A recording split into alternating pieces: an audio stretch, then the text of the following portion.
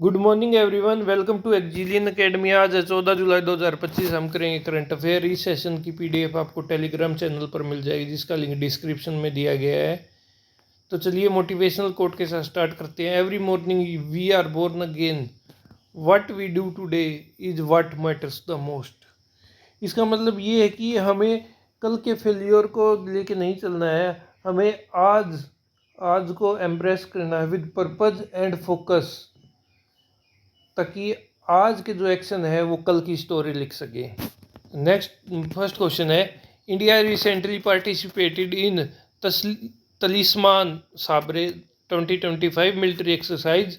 और यह किस किस के कहाँ पर लेड की गई है? यह ऑस्ट्रेलिया में ने लेड की है और इसमें इंडिया पार्ट रहा है मिलिट्री एक्सरसाइज में। और यह 18 और कंट्रीज़ ने भी पार्ट किया है इसमें।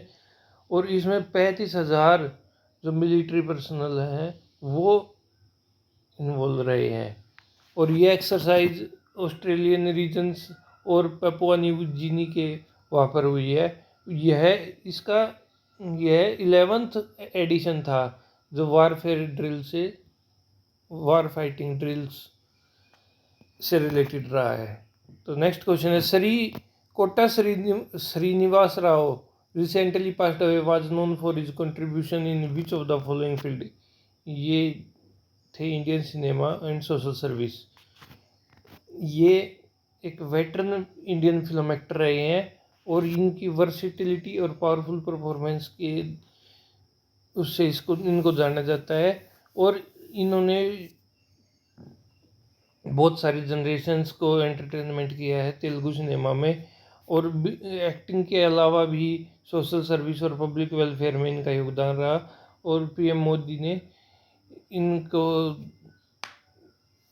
डीप हार्ट से संवेदनाएं और इनकी जो पीछे छोड़ गए हैं इतनी महान लीगेसी, इनको याद करने के लिए लिखा है। तो नेक्स्ट क्वेश्चन है, recently 3 Indian fertiliser major signed a deal with Saudi Arabia's Maaden's for annual supply of which of the fertiliser 2025-26 onwards. ये है डीएपी सप्लाई करने के लिए वहाँ पे वो किया गया है एग्रीमेंट ये सऊदी अरेबिया के साथ। इसमें क्या है कि 3.1 million metric ton of DAP annually supply किया जाएगा। और एग्रीमेंट जो है वो 5 साल के लिए किया जाएगा, 2025-26 से स्टार्ट होके, और फिर उसको बाद में भी एक्सटेंड किया जाएगा। ये साइन की गई है यूनियन मिनिस्टर जेपी नड्डा ने गल्फ विजिट के दौरान।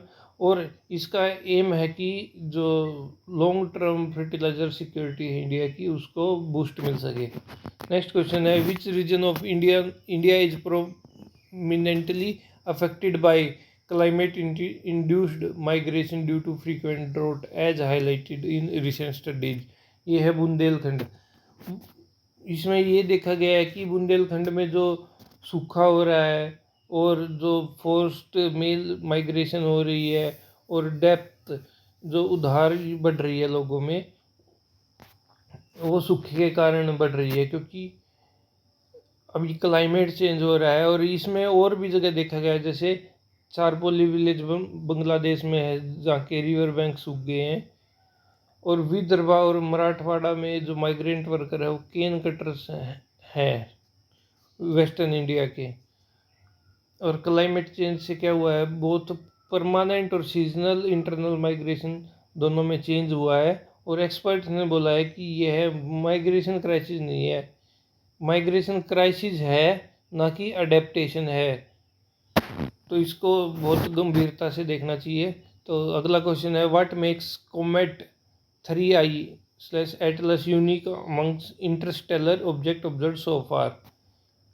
ये क्या है कि यह एक सोलर सिस्टम जितना पुराना ही वो है ऑब्जेक्ट है। और ये कोमेट है जो कि माना जाता है कि 3rd नॉन इंटरस्टेलर ऑब्जेक्ट है आफ्टर ओumuamua एंड बोरिसोव के बाद ये वाला 3rd है। और यह 57 से 68 किलोमीटर पर सेकंड की स्पीड से चल रहा है। और यह कॉन्स्टिलेशन सेगिटेरिस से आया है और इसकी क्लोजेस्ट जो अर्थ के पास रहेगी पॉइंट वो है 270 मिलियन किलोमीटर, और सन से 210 मिलियन किलोमीटर अक्टूबर में जो सबसे नज़दीक रहेगा। और यह सोलर सिस्टम में 3 बिलियन ईयर से भी पुराना है। और इसका जो रेडिश ऊपर का सरफेस है वो बताता है कि कॉम्प्लेक्स ऑर्गेनिक्स है या फिर वाटर आइज है इसके सरफेस पर। नेक्स्ट क्वेश्चन है, according to Vaibhav Chaturvedi, what is the best way to assess India's carbon credit trading targets. इसका है कि by assessing the aggregate economy wide emissions intensity. तो ये कौन है, ये एक एनालिस्ट हैं। तो इन्होंने बोला है कि जो सीसीटीज हैं इंडियाज के, उनको हमें aggregate economy wide emission intensity से एसेस करना चाहिए। और ये सीसीटीज है कार्बन क्रेडिट ट्रेडिंग सिस्टम। तो इसमें क्या है कि जो 8 मेजर इंडस्ट्रियल सेक्टर है इंक्लूडिंग स्टील और सीमेंट, इसको भी कवर करता है ये। और जो पीएटी स्कीम है उसने दिखाया कि मिक्स एनर्जी इंटेंसिटी ट्रेंड है अक्रॉस पीएटी, मतलब परफॉर्म, अचीव एंड ट्रेड। और ये मार्केट बेस्ड स्कीम है जो एम करती है overall efficiency, not uniform entity level cuts, मतलब हम टोटलिटी में देखते हैं ना कि अलग अलग उनको। और CCTS target shows the 1.68 annual decline in industrial emission till 2026 और 27 27 तक 1.6% एवरेज एनुअल डिक्लाइन देखने को मिल सकता है। Compare to NDC pathway, national determined contribution pathway के अकॉर्डिंग, इंडिया जो हमने जो टारगेट बनाया था वो कम पड़ सकता है। तो नेक्स्ट क्वेश्चन है, what is the primary factor behind the rise of financial account ownership इन सब सहारन अफ्रीका बिटवीन 2014 एंड 2021। ये है rise of mobile money account. इसमें क्या है कि मोबाइल मनी अकाउंट से टेक्स्ट बेस्ड फ़ोन सर्विसेज से इनकी बैंकिंग चालू है, ना कि नेट बैंकिंग से या फिर इंटरनेट बैंकिंग से। और इन्होंने इनकी जो ये अकाउंट है ये 13 मिलियन थे 2010 में, अब हो गए हैं 610 मिलियन 2013 में। और यह ग्रो हुई है 12% से 33% तक। तो ये है कि बैंक से नहीं है। और ये मोबाइल फ़ोन एक्सेस, और इसका जो बैरियर है कि मोबाइल फ़ोन की एक्सेसिबिलिटी नहीं है, कनेक्टिविटी नहीं है। तो ये है, what is a problematic to classify grassland and deserts as wasteland in India। इनको वेस्टलैंड बोला जाता है इंडिया में, क्योंकि और यह थोड़ा प्रॉब्लमेटिक है क्योंकि they are ecologically rich and support pastoral livelihoods. ये वहाँ के चरवाहों और जो उनकी ज़िंदगियाँ हैं उनको सपोर्ट करता है, और इकोलॉजिकली भी बहुत ही रिच है। और जो डेजर्ट्स हैं वो हमारे 1/3 लैंड सरफेस को कवर करते हैं। और इंडिया की जो ग्रासलैंड और स्कब लैंड है वो रेयर स्पीसीज को भी होस्ट करती है, जैसे इंडियन ग्रेट इंडियन बस्टर्ड है वो भी यहाँ पे रहते हैं। और इन्होंने जो ऑफिशियली जो मैप है उनमें इकोसिस्टम की जगह वहाँ पे वेस्ट लैंड लिखते जा रहे हैं, जो कि गलत है। और जो चरवाहों का ग्रुप है जैसे ढंगर है, राबरी है, वो इन्हीं ज़मीन पे अपना जीवन यापन करते हैं। और इनका जो रिस्टोरेशन है वो फोकस करता है कि वहाँ की जो लोकल वेजिटेशन है वो